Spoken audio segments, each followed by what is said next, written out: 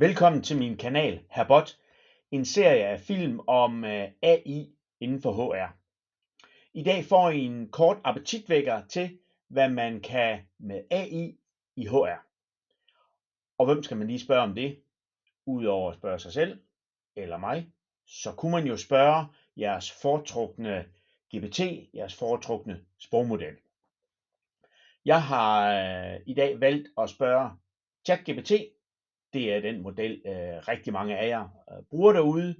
Så lad os se, hvad den kan. I kan selvfølgelig bruge den model, I selv har præference for, men det spiller ikke den store rolle her.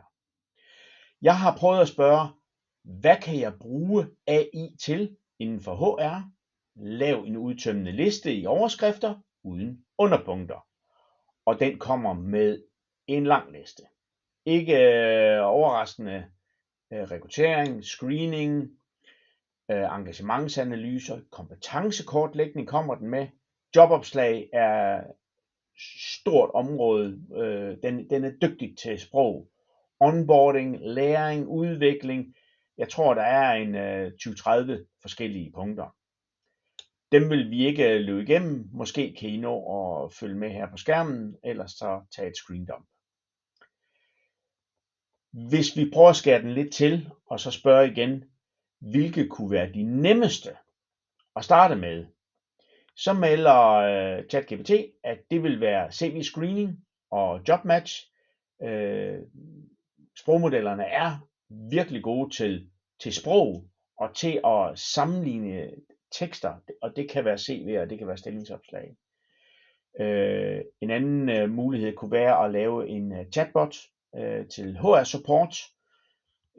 Det kan være generering af jobopslag, så er vi tilbage til rekruttering igen. Automatisering af forskellige HR-administrative opgaver.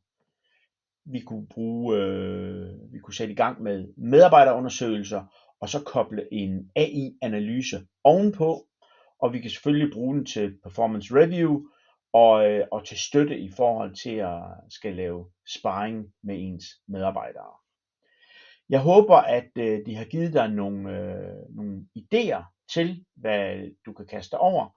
Ellers så følg med her på kanalen, så vil der løbende komme forskellige tips og tricks til, hvad du kan bruge af AI til inden for HR.